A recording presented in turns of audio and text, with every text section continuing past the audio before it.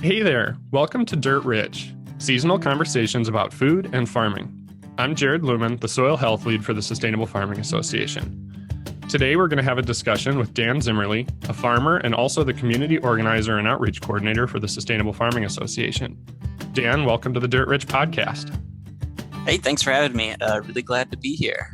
Yeah, we're happy to have you on. And before we get too much into your farm background and story, would you mind just sharing a brief introduction to yourself, maybe a little bit on what you do for the Sustainable Farming Association, and then an overview of your farm? Yeah, for sure. Again, my name is Dan Zimmerli, and I'm community organizer for Sustainable Farming Association. And initially, my biggest task at SFA was to essentially set up a new chapter and or networking group in sort of my part of the state, which is South Central, Southwestern Minnesota.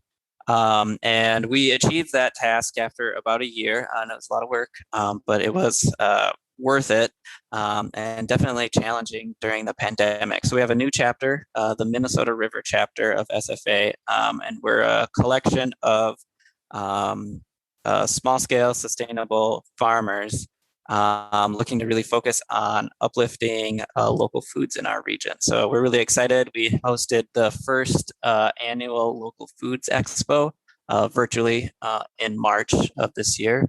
And we're looking forward to our in-person expo, hopefully in winter 2022. Wow. So that's a little bit about me and SFA, my work there. So that's just impressive. Like you said, the pandemic part, like it's challenging to get a network and a group of people established in normal times, let alone throw in, social distancing and limited ability to actually get together at all. And you managed to put together an expo and all this stuff. Congratulations. Yeah. Successful year. Thank you. It was like I said, it was work, and I think it's the first SFA chapter that's ever been established without every chapter member having met each other in person. We've all met over Zoom multiple times, but not all of us have met each other in person. And we're hoping to. So what I'm working on for SFA this summer is basically creating some events so we can kind of get that connection, meet face to face, that kind of thing for our chapter. So yeah, sure, cool. Well, that's awesome and great work. And a little bit maybe on your farm too, because you're not only doing this work for SFA, you're farming pretty much full time yourself, right?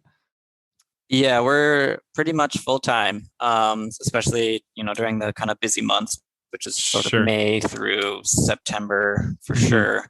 Not to say that April and November and other months aren't busy as well, but so full time farming. Cedar Crate Farm is my farm. And we're a produce farm. We're located southeast of Mankato, Minnesota. And we do CSA, the Mankato Farmers Market, and we have a few wholesale accounts too. But the bulk of our sales are kind of direct to consumer type sales. We started in 2015. With a 8-member CSA. And this year we have about an 80-member CSA. Wow. So wow. Yeah, we're kind of getting bigger. So yeah, in 6 years, so this will be your sixth season this year then? That's correct. Yep. So we're pretty excited. We had a lot of big kind of infrastructure type projects on our farm last season that kind of finally laid the groundwork to kind of take this farm exactly where we want to go with it, essentially. So we put up a new pack shed facility, which is basically our washing, packaging, prep facility, and storage for all of our vegetables. And that was completed last fall. So this is the first season that we're really going to be using it for the whole season. We're very excited. Nice. Well, I want to get more into that here as we get going and stuff, but maybe before we get into all of the things that you got going on now, because there's a ton that I want to dig into, if we could start kind of back at the beginning and how did you get into farming at all? Was it a history? Did you have a history in agriculture? What led you down the path to where you are today? Yeah, that's a great question. And I do have a history in agriculture. My dad farms corn and soybeans in Redwood County, Minnesota. And so I grew up on a farm. I'm a farm kid. And what got me into produce farming, which is very different from kind of conventional corn and soy farming, was more just like the food side of things. I really liked producing a product that I knew somebody was going to take home and eat that day. corn and soybeans, it's kind of not the same experience. I also kind of like the customer interaction side of it. And the corn soy guys, it's not the same. You know, you're selling to the local co-op Yeah. or the local mill, and so it's a different kind of thing. So I like that more personal connection with my customers. I like the idea that people are taking the products that I grew home and eating them and nourishing their families with them.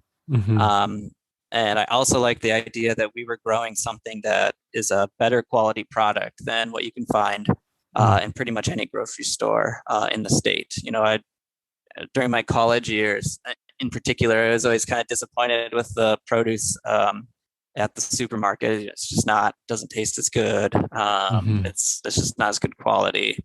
And I had really missed that because that's something I experienced growing up, was eating fresh produce from my mom's very large garden. So Sure. that's how we kind of came to be, or kind of what led me to want to start the farm.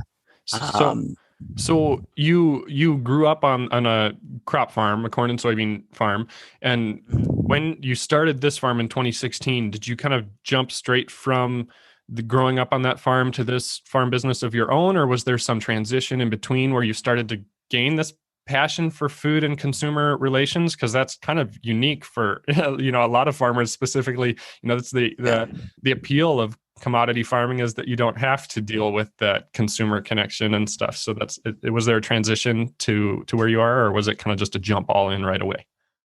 Um, yeah, that's a really good question. I haven't really thought about that directly. I guess I would say so. I mean, I didn't go from graduating high school or graduating college straight into farming. I worked actually in information technology for a while, Mm. and that was customer service oriented. And so I did enjoy working with people and trying to like solve their tech problems. So I did kind of have I don't know, I enjoyed talking to people and trying to figure stuff out for them. Sure. So I wouldn't say that I just had zero experience talking to people, and I Hmm. knew that I could do it, and that I enjoyed it. So yeah. Okay. And then, so of all the options of getting into food directly, why produce? Why not livestock? Why not more kind of making something work out of your family's farm, where you maybe did some more fruit or vegetable crops, or something more human edible crops? Is there a reason why you chose the route you did with produce? Yeah, there is. In particular, it's just I had the most experience with produce. And another factor is just the sort of capital or upfront costs that go Sure. into starting a produce farm versus livestock. Mhm. And so the starting with produce was much more attainable than starting like a pasture-based livestock business, at least for me and what my sort of experience and skill set was at the time. We have kind of expanded into a teeny tiny bit of livestock. We Hmm. have a very small flock of laying hens. Nice. And we're going to try turkeys this year for the first time ever. Okay. And so we have kind of this idea of doing essentially a holiday box that would be filled with holiday vegetables, and then your Thanksgiving turkey for for Thanksgiving holiday. So that's the goal. That's what we're trying to do, and we do want to do a little bit more with livestock, but we also want to kind of manage it in a way that we don't get overwhelmed by what we're doing. We don't want to be doing too much essentially and not doing anything very well. So Yeah. we've started kind of small, and we're just going to kind of see where that goes. And so, yeah. That's a really good just kind of point even to bring up, of not wanting to take on too much right away, because the people always talk about the advantage of diversification. I believe there's tremendous value in diversification, of having multiple enterprises and things, but it's also true, like you're kind of saying, if I'm understanding you correctly, that you can kind of diversify yourself right out of business if you stretch yourself too thin, and find out that you can't really do anything well, and you end up not doing something real well, and you lose customers, you upset somebody else, and you're out of you're kind of in trouble. And so focusing in on Absolutely. what you do, and that kind of, when I had the opportunity last summer to visit your place, and it blows my mind when my family is a pasture based farm, and so we manage several hundred acres, but it's all forage, it's all grazing, and we're managing just one group of livestock, and it's relatively simple. And when I got to your place, there's like, I don't even know, dozens, 30 something different crop species. And Yeah. talk about managing so many things, and like adding livestock, making it, being one more thing to add. I'm already amazed at how much you can even manage as of now. And I'd love to just hear how how you learned that. Maybe that was something you kind of just had naturally, but like, how do you manage all of the different plant species, all the different, I'm assuming they have different kind of planting windows, when you can plant them, when you have to harvest them, to make sure that you have fresh produce for, your customers at any given time. Yeah. How do you do that?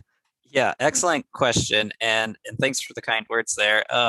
It's maybe not as intimidating or overwhelming as it seems, but so yeah, it is dozens of different crops, and we have lots of different planting windows, and I manage that with Google Calendar essentially, as I have planting dates all plugged into Google Calendar. And I go through each week and I look at my calendar and I see what I need to plant for the week. And I kind of do all this planning in the winter months. And once you kind of have it set up, um, it's just a little bit of minor tweaking here and there. It's not like reinventing the wheel each season. And so we started a lot smaller with less crops and less successions and that kind of thing. Sure. And as our business grew and my experience grew, we added more successions, more planting, new crops, and that kind of thing. And it was more like iterating on something that we had working, as opposed to reinventing the wheel every single season. Okay.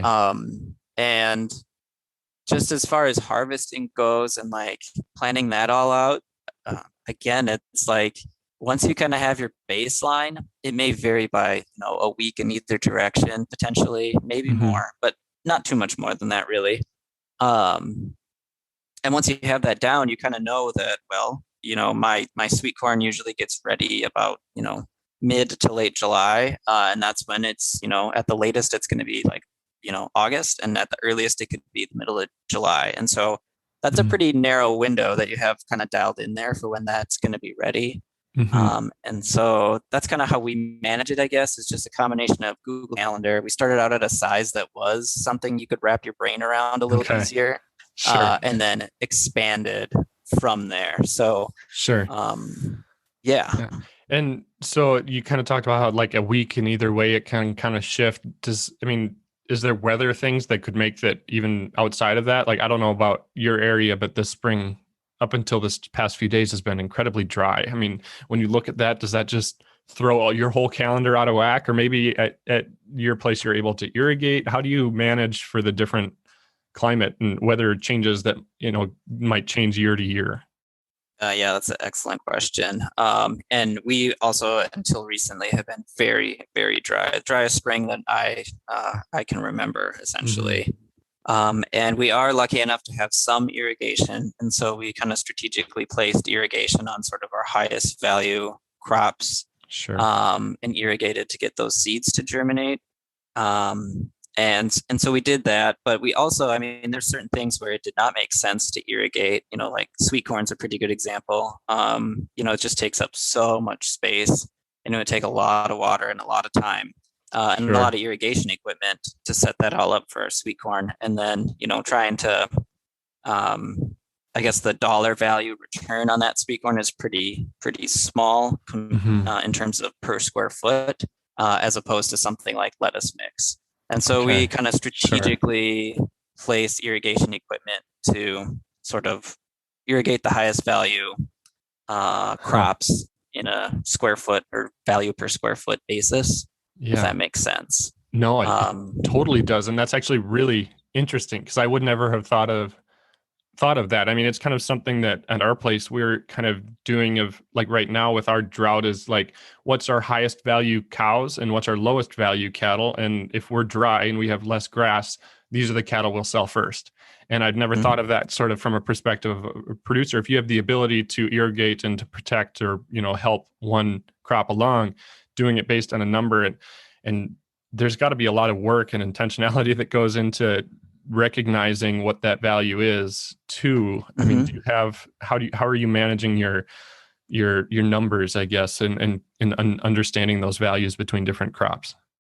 Yeah, that's a good question too. And I would say so we use a combination of tools, I guess, to kind of manage that or to think about that. And so all of our sales data is recorded online. We use Square for our point of sale system for farmers market, and then our CSA management software also has reporting functionality where you can get the value per crop out of that. Sure. And then it's basically just looking at, essentially how many, I measure everything in row feet instead of acres, because that makes more sense on my Sure. scale. Yeah. Um, Yeah. and so you kind of just divide out the dollars per row foot and you have your, what your value is. And I mean, a lot of it is pretty intuitive too, like, Hmm. so sweet corn, for example, let's say you're 6-inch spacing on 100-foot rows. So you have essentially 200 plants Hmm. in one row if everything goes well, right? And so Yeah. 200 ears of corn, and let's just say it's 240 for easy math, right? So Sure. that's because it's divisible by 12. Yeah. Yeah. And so that's 20 dozen ears of corn Yeah. Yeah. times $6 a dozen, right? Is Hmm. 120 bucks for those two Sure. rows. Okay. In that same amount of space, I can put one bed of lettuce, and I can easily get like $400 or $500 out of that bed of Mm. lettuce. So Wow. math is pretty clear there what the Yeah. higher value is. How do you value your time? And maybe there's no time difference between managing a sweet corn and a lettuce crop, but is there a difference in time management in those? And how do you value your time when doing those numbers? Yeah, that's also a good point there, and we probably need to do a better job of this because I don't have hard numbers on like how many hours we spend on everything. It's more just like what I think we spend, how much time I Sure. think we spend on each crop. Hmm. Um, and there are certain things that we don't do because it is kind of just a low return on an investment in terms of like labor and time and that kind of thing. Like dried beans is a good example. It's kind of a whole season crop. You spend a lot of time weeding in that Sure. crop, and then you got to spend the time shelling and all of that. And so that's something we don't do for that reason. It's just because it's labor intensive, and I don't think that the numbers would pencil out there. Sure. Okay. But it's something that I can make a pretty good guess at. It Yeah. takes me a certain amount of time to plant, and Hmm. a couple of weeding passes takes a certain amount of time, and then our harvest and prep time, I can get pretty close on a guesstimate of how long Sure. all that takes. Yeah. Yeah. Um, and we think about that with some of our crops too. There's certain things that we don't sell wholesale or really try not to sell wholesale. Hmm. Um, like green beans and peas, for example, very labor intensive in terms of harvesting. You spend a lot of time harvesting peas and green beans by hand. Sure. And the prices that we can get at our local food co-op they're just not enough to justify that labor. Okay. And so those are things that we need to sell at the farmers market or through our CSA to make Mm-hmm. them financially sustainable. Okay. Sure. So you talked there about wholesale and CSA. I kind of want to get into both and kind of learn how those each work in your business. But staying on the CSA that we kind of have been and talking on a little bit and stuff with your CSA management and everything. How do you farm? I'm assuming every now and then people are coming and saying, "I'd love for you to have this," or "I'd love for this," or maybe people are saying, "I don't want this." Are you able to manage almost individual CSAs unique to the individual, or is it sort of a Yeah. Yep. generalized? And tell me about that. Yeah, so we use a management tool called Harvey to manage our CSA memberships, and it is 100% customizable. And Okay. almost every single share ends up being different because of that. Wow. Um, and we started with customizability from the get-go, but we didn't have software like Harvey initially. We used just Google Sheets and Google Forms to kind of collect that information. Sure. And we allowed members to swap a certain number of produce items for the whole season. So, like if you didn't like radishes, you could take them out of your box for the whole season, and then you could add Hmm. extra peas, for Okay. example. And are you Um, able to almost give them options of equal value then when you're talking about one value item that's more valuable or more labor intensive to just mhm, swap out a sweet corn for a lettuce, that's obviously has different values to you. And mhm. how do you manage that then? The software actually manages that all Oh, for us. So, like you said, if you take out the sweet corn, let's say you have a dozen ears of corn in your box and it's $8 a dozen, you now have essentially $8 of credit that you could sure. apply towards your Oh, box. So okay. you could add, whatever you wanted up to that $8 value, Hmm. or you could go over, and then our software would charge you for the overage, Okay. which is great. So you can add extra things to your share too, and then you Yeah, just pay for the extras as you go. sure. So That's it's pretty fascinating. slick. That sounds slick. We direct market meat off our farm, and my wife manages all of the inventory, online inventory stuff. And I'm so glad she does because I'm very simple. I can't figure that stuff out, and I don't want to. So I'm glad there's people like you who are able to. And it sounds like maybe you had a background of some sort of some technology and maybe a good fit for managing some of that stuff. Yeah, yep, yeah. I'm pretty familiar and comfortable with technology, and so doing all of this stuff is kind of second nature for me. So, Sure, sure. yeah, So it's a huge advantage, really. yeah, I bet. And so, what are some of the unique challenges to the CSA enterprise? Maybe for somebody beginning this themselves, thinking the CSA model sounds really great. They'll pay up front and we have some risk coverage, or maybe if I'm understanding this correctly anyway, but what are the challenges that you maybe don't notice right off the bat? And, maybe going back to when you first started, even you thought, I'm going to go this route. And then what ended up being way more difficult than you expected, and what was easier, and what was some of the differences between expectations and reality? Yeah, that's an interesting point too.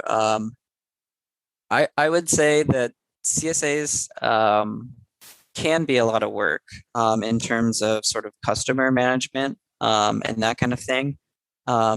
So you you're not just selling the box and you're done, right? Hmm. People go on vacation, and so you have to manage that. People have there's customer service type issues that crop up every so often, or miscommunications that come up, or just general human error. Like, Hmm. we forgot to put your lettuce in your box this week because Sure. we didn't read the label correctly or something like that. So Hmm. it's managing those kinds of things. I would say that our CSA management software has helped really reduce the amount of sort of mistakes that happen. Hmm. Um, the other thing I would say is, like, getting started with the CSA or recruiting your initial group of CSA members is a marketing feat, really, when you think Hmm. about it. I mean, you're Yeah. asking people to spend kind of a lot of money up front, and if you're a brand new farm, you don't have sort of a reputation to fall back on. Sure. And so it can be a risky purchase from the customer's perspective. Hmm. I don't know the quality of the vegetables. I don't know, those kinds of things. Hmm. And so that takes some good marketing and some good word of mouth to kind of overcome those challenges. And then we're also kind of continually working on retention rate, essentially. So keeping our CSA members from year to year and trying to Sure. do things that really make our CSA a community for our members. Okay. So yeah, those are the things that kind of go into it from our end, or what I think about when I think about our CSA. Um, and things are always changing too. Yep. Like, with the new CSA management softwares have become really popular, especially with the pandemic. A lot of farmers have finally, like, taken their first steps into using more software-based solutions for managing customers. And so just thinking about that and trying to, maintain a competitive advantage. Hmm. You're always working. You never quite have it figured out. Yeah. Yeah. And so, for maybe a beginner, without sharing all your trade secrets, what are some tips and tricks maybe you would give someone or recommend to a beginner to both gain and to retain customers? I would say just start small. I wouldn't try and start like even a 50 member CSA, which, depending on your perspective, could be a small CSA or not. But if you've never done a CSA before, I would start small as kind of, a testing ground. I Sure. would say less than like 15 members, just to see how it goes, get your Sure. systems in place, Hmm. and then expand from there. Because if you deliver a bad experience on that first season, you're going to be recruiting another batch of people for the coming Sure. season, and that's a lot. That's a lot of work. Yeah. That So makes a lot of that's probably sense. the biggest thing Okay. that I would Okay. say. Yeah. So moving sort of to the wholesale market, and I think if I recall correctly, that's a smaller portion of your business then? Yeah, it's like around 10% of our business Okay. is wholesale. So I mean, Sure. you can't really discount it, but it's certainly small compared to the CSA and farmers market. Is that 10, and I might be getting too much in the weeds now, but is that kind of 10% of gross like product or 10% of revenue? And how much of that as far as work versus income does it tie up, and is it still worth it, I guess? What are your thoughts on Yeah. that? So it would be about 10% of gross revenue. Okay. And in terms of labor, we've sort of strategically chose which crops we want to do wholesale and which ones we don't, just to make sure that we're being profitable at the end of the day. We need to Yeah. pay our bills and pay our employees and pay ourselves something. So Sure. to that end, we've really focused on lettuce and greens, trying to get as much of that in because we can be very competitive on that. And we have a way better product than the stuff that gets shipped in from California or Arizona. It's just Absolutely. hands down, our stuff is Yes. way better. Yeah. And I'd argue too that it's better than the hydroponic stuff too. That's starting to become more of a thing in the Midwest. Mhm. We Mhm. also do carrots and beets. We can do those pretty efficiently. We have a machine that it's a very simple attachment for our tractor that helps us dig carrots. So we can dig a lot of carrots in a short amount of time, and they're not that hard to wash. They don't take a lot of labor. So Sure. and beets are easy. They just pull right out of the ground. You don't need any special equipment for beets. Sure. So Okay. yeah. So those are Okay. kind of our big ones, and that's not to say that we don't do other stuff wholesale, but those are definitely our big ones. Sure. And are there any challenges specific to wholesale that, I don't know, grind your gears, make you, man, question if this is worth it, that someone should consider before going down the route of wholesaling? I mean, figuring out pricing is not my favorite thing in the wholesale market. Mm-hmm. I want to attract wholesale customers and have Mm-hmm. some wholesale accounts because just general diversity of customers I think is really good, Mm-hmm. and good for business. But kind of arriving at price points that work for everybody can be challenging. Mm-hmm. The other thing that I've run into that's a little bit frustrating um, is basically the organic certification, which don't get me wrong, I'm 100% for organic farming. What I think is starting to get a little muddy is sort of the uh, how the organic cert is kind of expanding to include practices that maybe weren't originally uh, what people thought of when they thought of organic. It's like Mm-hmm. hydroponics is a good, and I don't mean to attack hydroponics. Sure. There's a lot Yeah. of efficiencies there that are good too. Mm-hmm. But yeah, so stuff like that. So we use organic practices on our farm, but we are not certified organic. Because Okay. of that, I can't always get the organic price, even though I'm putting the organic labor into it. Sure. And Okay. so that's something that's frustrating. I think that Yeah. I've been frustrated with that for forever. And I Yeah. guess maybe I should just get my organic cert, but Yeah. I It's a I hassle. I also mean, we do the same thing with our meat too. We kind of raise it to organic standards, and that's a benefit of the direct marketing is that you can explain to your customers and get that value out of the product yes. without the certification that adds. I mean, our land is certified and it's days of paperwork and hassles and stuff and expense too. There's a dollar value associated with that. And so if you can create that relationship and kind of skip over all of that hassle, that helps. But Yes, those are all reasons why we haven't, the exact reasons why we haven't pursued the mm, organic certification. sure. So So yeah, no, that makes a lot of sense. So you had talked at the beginning a little bit about your pack shed, and I kind of want to get into this kind of a little bit different route now. As you started, one of the advantages you said is the low investment cost. I mean, you can get in without needing a $500,000 combine and all this different equipment that goes into commodity farming or huge yep. amounts of land and things. So as you started, what did you prioritize as like, these are the necessities, this is what I need? And then, yeah, and we'll Yeah. start with that. Yeah. Yeah. Good question. I like that question. this was probably one of the more fun things that I enjoyed from like starting up my farm, was trying to sort of strategically choose which Mm. equipment and which investments would give me the biggest returns on our farm. And so that very first season, um, what did I invest in? I mean, I didn't have very much money at all that first Sure. season. So it was like just getting enough money to buy seeds. Mm. And I mean, Pretty vegetable important. seeds are expensive. And that's a pretty important investment in this business. Right, Yeah. absolutely. And so it was like really simple stuff. It was like seeds, some kind of walk behind cedar, and a wheel hoe were like the big investments that very first season. Okay. And then the second season, we put together our first walk-in cooler. We made a cool bot in our garage at our old house.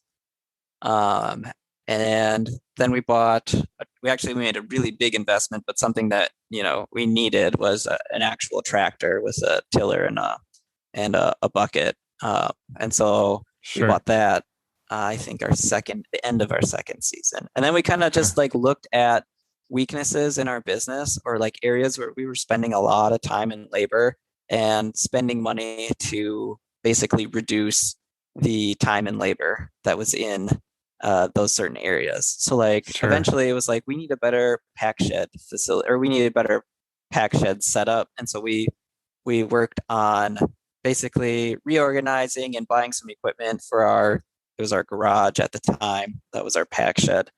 And kind of went from there. So that's how I tackled it. I kind of looked at the biggest bang for our buck, or like where I could get really big labor efficiencies Mm. by Hmm. investing in a piece of equipment. Sure. Because I suppose in your business model, is labor the biggest expense, would you say? Yes, yeah. Labor is the biggest expense. We have spent a lot of money on kind of infrastructure in the past year. So last year is kind of an outlier in that Hmm. we spent a lot more money on infrastructure than we did on Sure. labor. Yeah. Um, That's with the building of the pack shed that you're right. saying. Yep. Yeah. So, but otherwise, in a normally like this year, labor is by far our biggest cost. Sure. It's like Sure. 30 or 40% of our total, you know, our total expenses is labor now. Okay. And so it's a lot.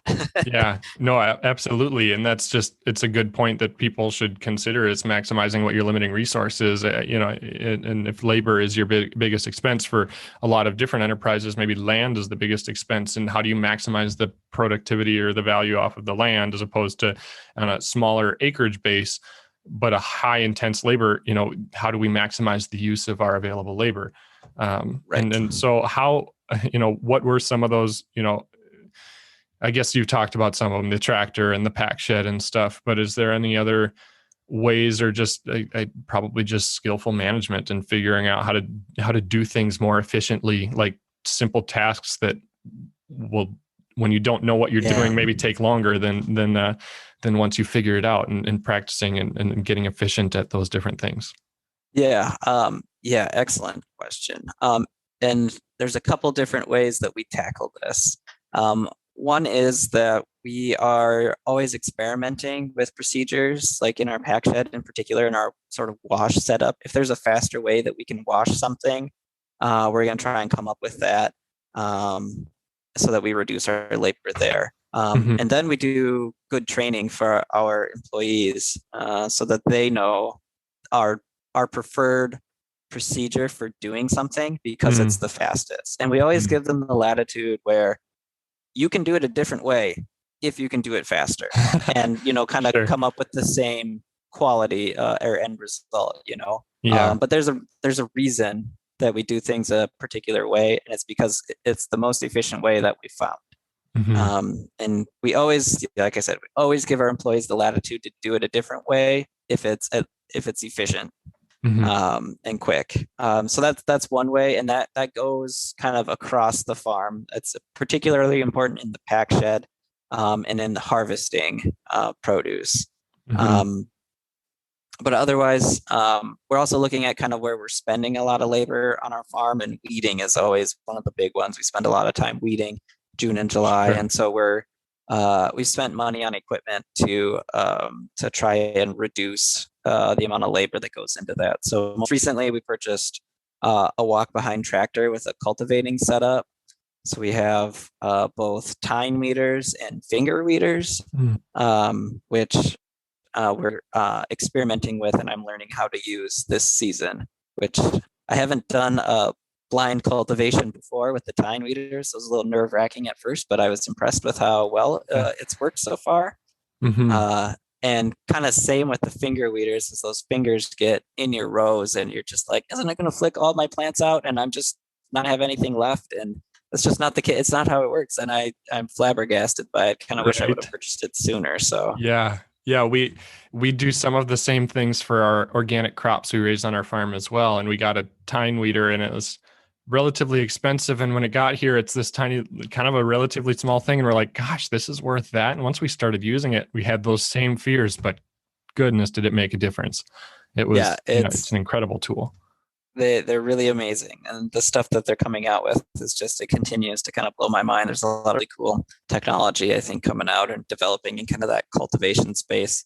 Actually, like, I'm starting to kind of wish that I was like organic row crop farmer, because all the new cultivation tools seem like, and strategies seem like they're kind of fun.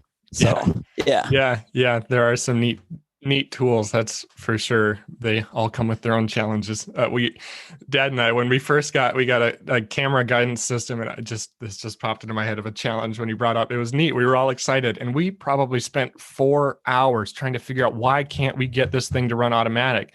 And we had just a simple button. All we had to do was press this button to switch from off to on. It was kind of tucked behind the monitor thing and stuff. And we were trying to figure it out. And so, yeah, they're great tools when you know what button to press. And like I told you earlier, my dad and I are not very tech savvy. We're more that's why we're moving more towards a pasture-based operation. But for those who are, there's a lot of opportunity. We're kind of running out of time, and I'm going to have you come back on again to talk about some more of these things. I want to get into your employee management. I didn't even talk on that yet, really. And other than you mentioned, and soil health and how you're managing for soil health. But I think we'll have to do that another time. I've got 2 kind of wrap up questions. Well, one is just, as you look forward, maybe it's getting into organic crops, but, or whatever it is, what do you see going forward as your goals? Do you have more the next infrastructure investments, the next whatever, what do you see going forward? Our goals right now are really to make our farm truly sustainable in like a holistic sense. And that also means from kind of like the family perspective. And so we've spent a lot of time on the farm in the past 5 seasons, building and investing what we've made off the farm back into the farm to get to where we are today. And so we're kind of at a stage where we want to have the farm be financially viable season after season. We want to have a weekend, essentially. We have been pretty good about taking Sundays off in the past, but we really want to have like a 2-day kind of a weekend. And so that's a goal. For us, the weekend is probably going to be Sunday, Monday, because we have farmers markets on Saturdays.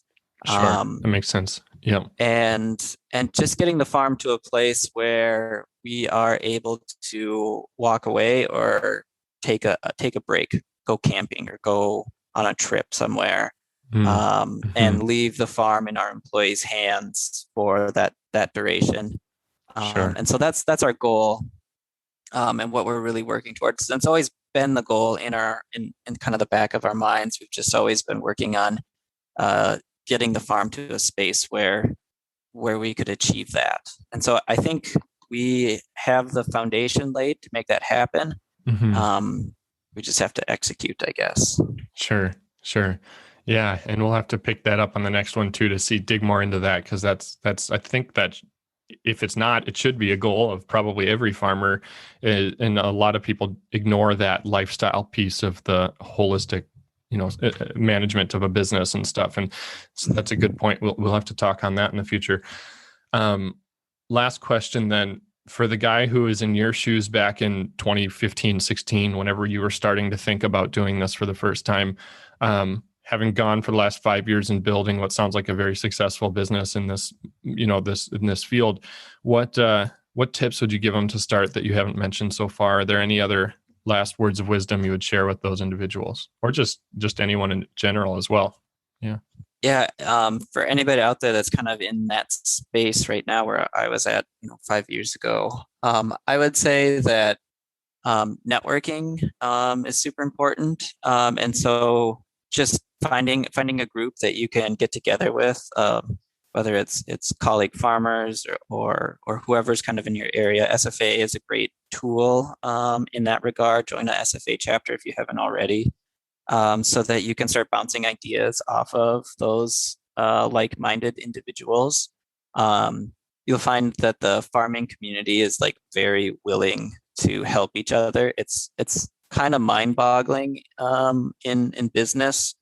You're essentially helping your competitors. I mean, it happens all the time in the farming world, and especially in the direct market farming, but we all help each other out.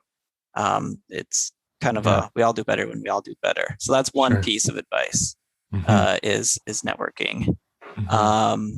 Another piece of advice is, I think kind of what we were talking about, is try not to lose sight of the other things that you enjoy in life.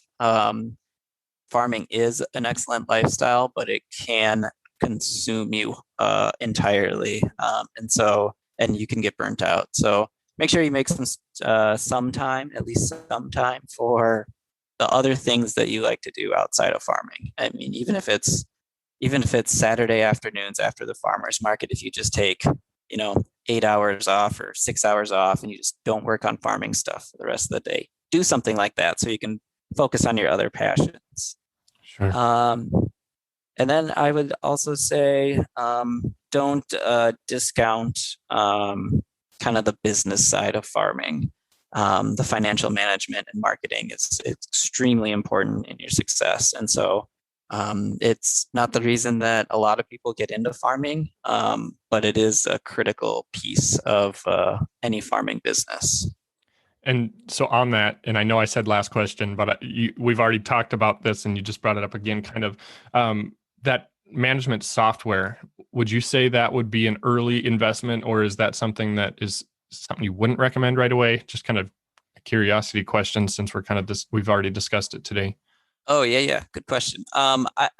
It's not necessary. I would say it's not necessary your first or maybe even your second season if your CSA is small.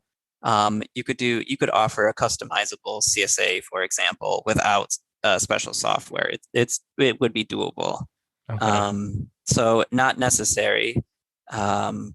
It's helpful, but it also adds some costs that you have to consider too. So if you're kind of a scrappy startup, maybe that's something that you put on your down the road list. Sure. Okay. Yeah. Awesome. Well, those are great words of wisdom. I'm fascinated. I'm blown away. I know you said it's maybe not as difficult as it maybe seems to be, but it still is something that would overwhelm me even thinking about. But congratulations on the success you found in the last 5 years. I love hearing stories like that, starting from scratch and building what is really a successful business. And, you should be proud of yourself. And I'm really grateful for your time today. And I look forward to talking to you more in the future. So thanks so much, Dan. Awesome. Thank you. And thanks for having me on the show. Would love to chat more in the future. Dirt Rich is produced by the Sustainable Farming Association. We believe that agriculture, done well, heals. For more resources or to tap into the Farmer to Farmer Network, visit us at sfa-mn.org.